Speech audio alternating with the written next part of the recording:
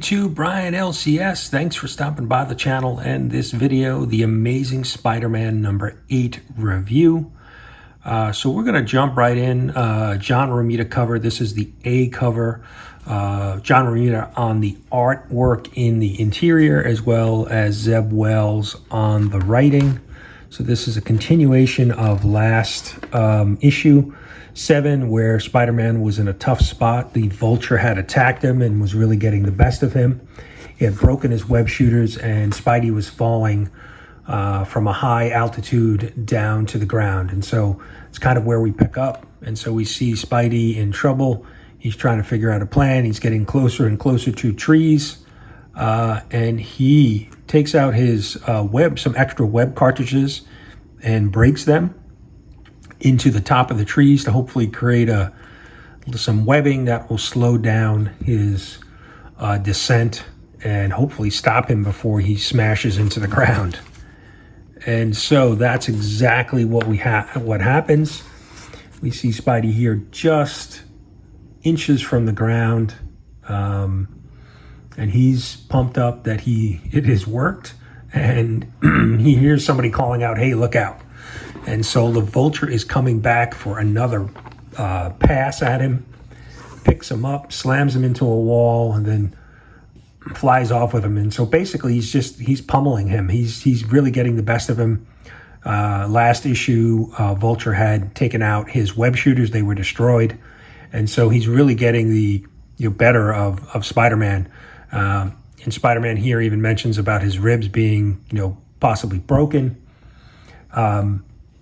And then we see Spider-Man on his cell phone, and he makes a call to Norman Osborn.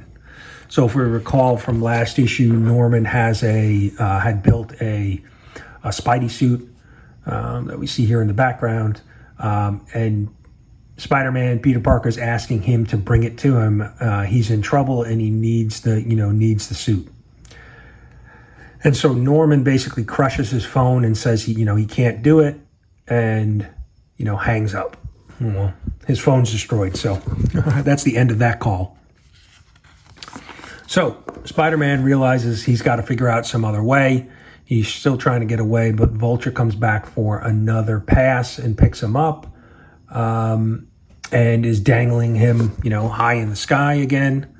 And so before he gets dropped, Spider-Man latches on to the Vulture and basically begins to steer him in the direction of Oscorp.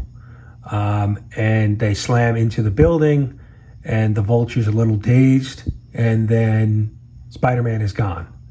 And so the Vulture's trying to figure out what's going on. Where is he?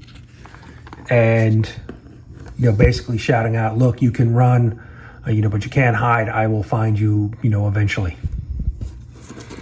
And so then we get Spider-Man appearing, and now he's got the new Norman Osborn designed suit on, and he's on, a glider. In this case, it looks like a spider glider, but it does have, similar, I guess, design as one of the Goblin gliders. And so Spider-Man is, recharged now that he's got the new gear on and the glider. And he throws one of the little the balls that are on the side of his costume, his arm here. I won't go as far as say it's shaped like a pumpkin bomb, but it is similar. And we see that it hits the Vulture, and there's a bunch of little mechanical spiders that come out.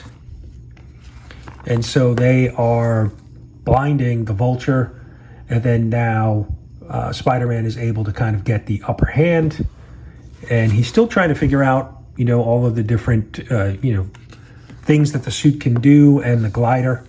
But he is able to call in the glider, and we see it cinch onto his back, and now he's basically, flying the Vulture in anywhere he can because he's got the, the glider that's powering him.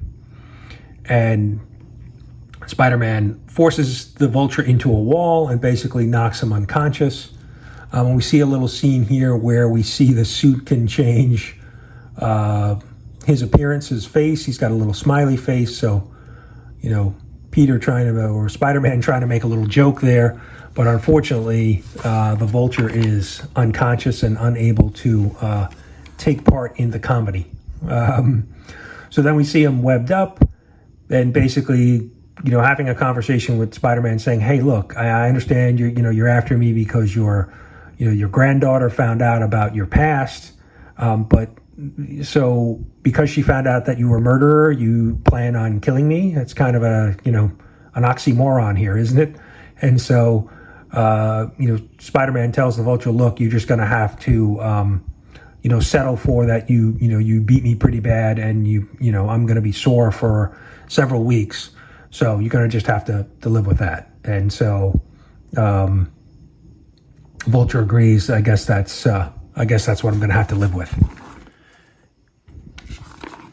And then Peter makes his way back to Oscorp and Norman Osborn and saying, hey, what's going on? Why did you leave me out there? I needed your help. You didn't come to help me and my aid. And then Norman explains, look, my sins have been wiped away. And that was done in last volume 5. But he says, look, I can't risk going back out on a glider. It could bring up, bad memories and spark things in me that I don't want happening. And so Peter, agrees. He believes Norman, and they decide that they are going to work together. And so that's what we see. Norman Osborn saying, to Peter Parker that he is hired. And so they are planning to work together. And I don't really know what that means. We'll see in future issues. And then we see the preview for issue number 9, Wolverine involved, and Spidey still wearing the new Norman Osborn designed Spidey suit. So that's it. That is issue 9 of the Amazing issue 8 of the Amazing Spider-Man. Like I said, John Romita on art. Overall, I thought the art was okay. Nothing that really stood out to me or, made me take a second look. So overall, art was good. Story was pretty good.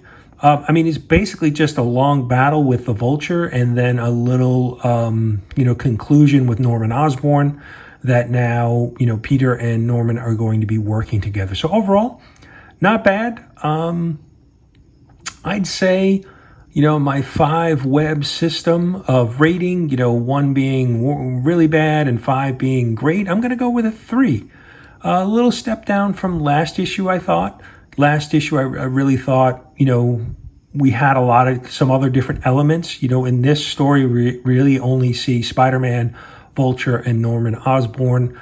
Not much other story involved. So that's why I'll go with a 3. But overall, not bad.